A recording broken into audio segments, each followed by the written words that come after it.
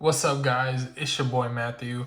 This is Practice Squadron, and this is gonna be my first video customizing this controller. It's been a hobby of mine, maybe the past like 3 years to do these, but I never did it on this channel. And you know, the channel's going in a more tech reviewy style. You know, we're mixing sports, we're mixing tech, you know, a little bit of everything. So basically, what I want y'all to do, and this is basically what you need. You need one of these kits. You need a controller, optional, but I highly recommend getting one of these like bean craft storage boxes. This is basically where you're gonna put all the screws. You need a Phillips head screwdriver. The kit that I have came with one, so you can just use this one if you buy one of these kits. But I'm not gonna use this because I like this one a little more. Basically, and then I hope that you guys watch this video before you do it, because there's a lot of variables. You see, Sony, they've made a ton of different controllers, right? A ton of them. They're all PS4 controllers, but the insides are a lot different, and it does matter which one you have. That way you buy the correct kit and everything, because yeah. So let's just dive in. So to start off with, it's gonna be 4 Phillips head screws right there. 1, 2, 3, 4.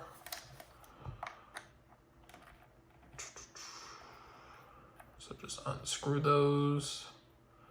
I'm gonna do this all in real time so y'all know like actually how long this takes. Maybe in future videos I'm gonna speed it up, but I think today I'm just gonna vibe with y'all. Just gonna, you know, we chilling, we relaxing, you know, just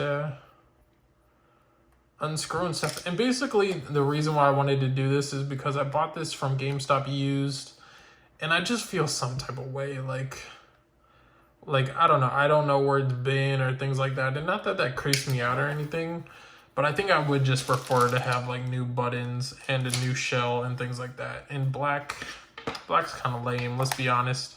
So at this part, you're gonna grab one of these and just pull. There will be glue on it, so it might be hard at first, but just push down. I already did this one, so it's already loose. So you're just gonna push. You can hear that little click right here, and that means that you're pretty much done. And then depending on which controller you have, get that nice click there. So have it like this. There's like a little gap. You want to pull up gently, and then this ribbon cable will be right here. And then just take that off. So generally this part,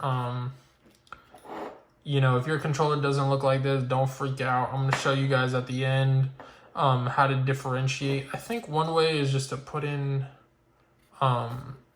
this number, but if you don't have the tag on it, then the next way is for this board right there.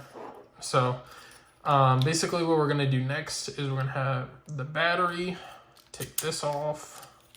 What we're going to do is, you see how it's like that, just you can grip it with your fingernails on both sides and just wiggle it and then pull it off. Put that off to the side. You're gonna have another Phillips screw right here. This is your last screw. Take this one off first, just to get out of the way. So let's do that. Put it right here.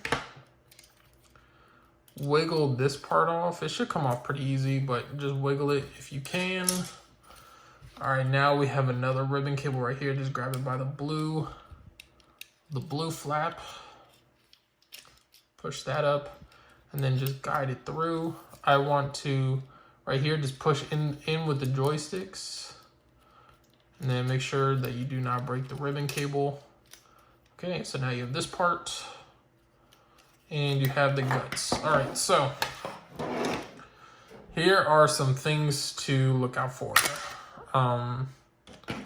So I tried to modify this a little bit because I was going to use it for a different project, but You do not have to, I don't have to cut it up for this particular controller. So if yours isn't like cut up like that, then that's fine. If it is, whatever. But yeah. So if you're looking at this and you're like, it's damaged, like I did this because there is a variation of this controller that you do have to do some modifications if you don't buy the correct shell, but whatever. So this part is a good way to identify if you have the correct shell. So you see right here, with this little membrane thing, how there's dots on either side. This one also has those little indents on each side right here. There's a variation and it will not work with this controller. That's up here. So there is a variation where the two dots are up here. That's not gonna work. And I think a good way to tell if you have that one is the ribbon cable's on the opposite side. So instead of coming on this side, the ribbon cable goes on that side and the battery is flipped. But you don't have to worry about that. So right here, we're pretty good thus far. So let's do this. I'm gonna take this bag out. I will not be doing the touchscreen just because that is super risky and I just don't recommend doing that.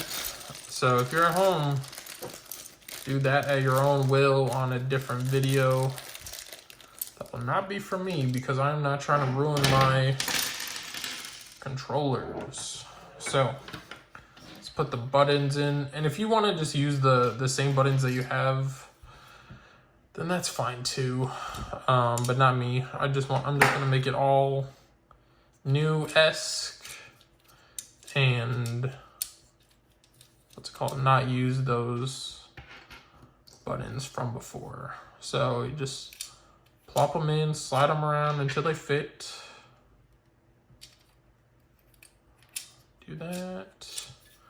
Get the D-pad, put it over here. I will be using the original home button. So for this, just swing it around, take that off, take the membranes out, right?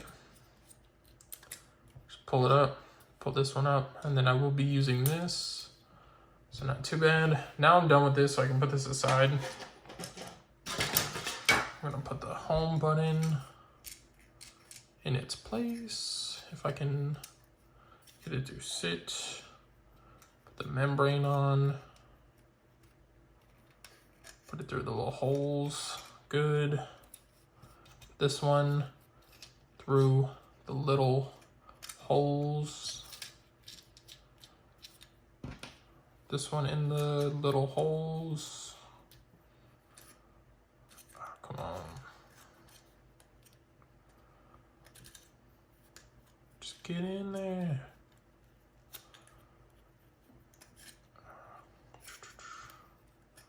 Push it down. All right, good. And then also need the start and select buttons. That one, put it in there. They'll just fit in their correct ones. So right now we're good on this. Put this down. Take your controller over here. Just pull directly back. Pull it back. Put the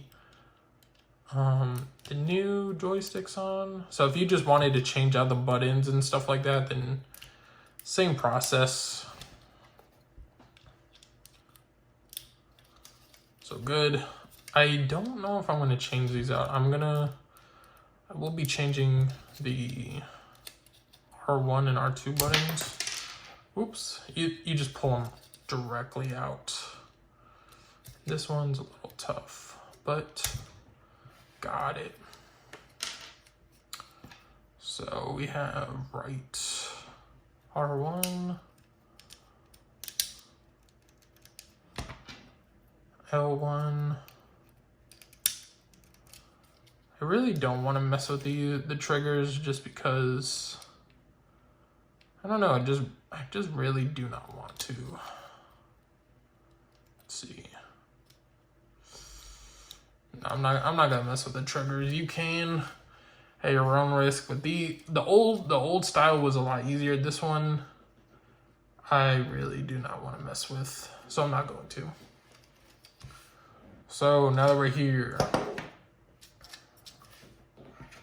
get your touchpad, put it in, swing it around, straighten the ribbon cable out, because that is going to just slide right in.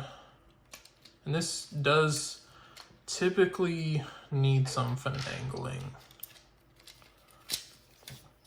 All right, so right there, just put that back in, nice and like that. Get your battery cover, put the screw back in, screwdriver,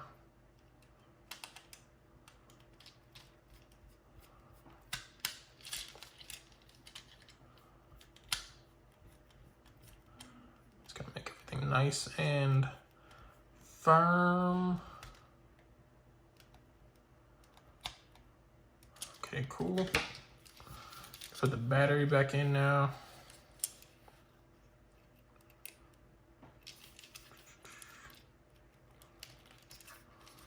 You can wrap it around its little hook. It doesn't really matter that much.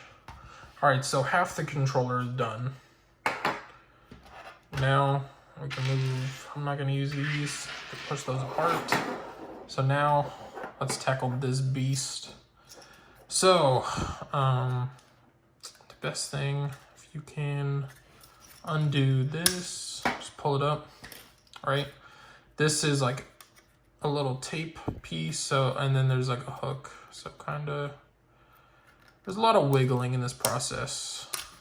So just wiggle it, pull that off, all right? There is one screw underneath this tape.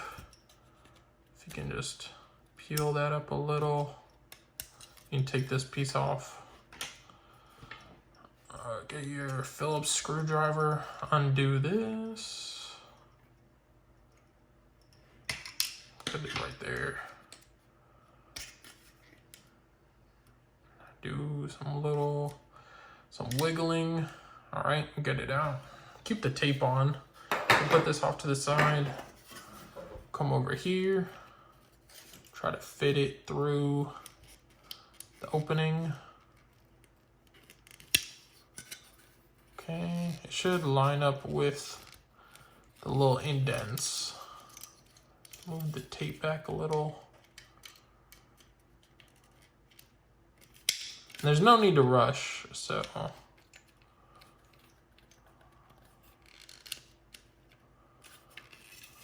Come on.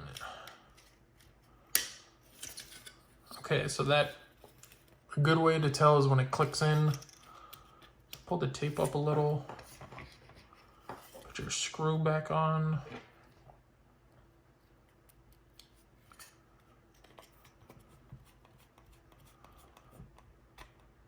Okay, and that's tight. Put the tape down.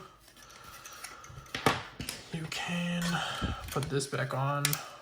All right. And then this boy. That's why that little bracket is there.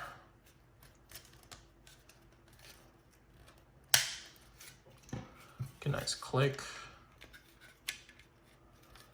And this guy goes underneath. And then you can press the tape down to keep it all there. And then this guy over here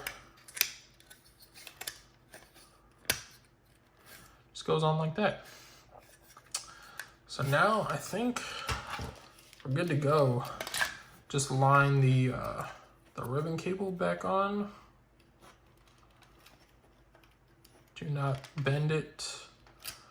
Put it on there. And then slide it in. Click it into place. Test that all the buttons are working, which they are.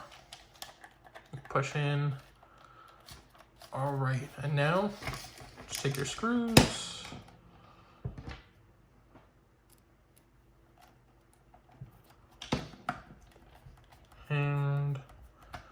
tighten.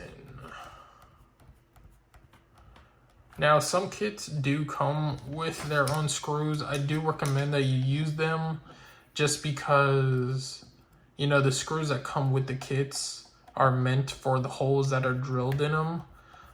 If not, it's fine. You can just use the original screws, but just a tip I've gotten over the years. Come on, we're almost done. That took 15 minutes. That's not even that bad. It took me 15 minutes to make a way better controller, look-wise. Come on.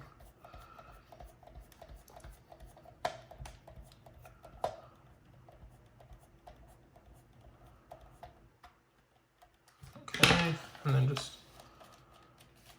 a good way to tell if you've screwed in the screws too tight is if these two buttons aren't clicking. If they aren't clicking, just make sure to these two are too tight, if that makes sense, these two screws.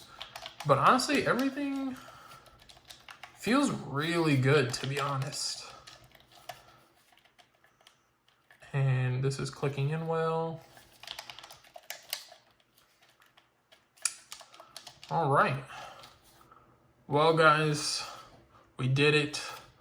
We changed out the buttons, the shells, the joysticks, the L's and the R's, and yeah, everything is pretty cool. Hopefully you guys learned something, or if you just liked watching me do this. I do have like a few other controllers that I'm looking to customize, and I'm going to be doing different things. So definitely like and subscribe if you wanna see more. P.S. Man, this is a really cool color.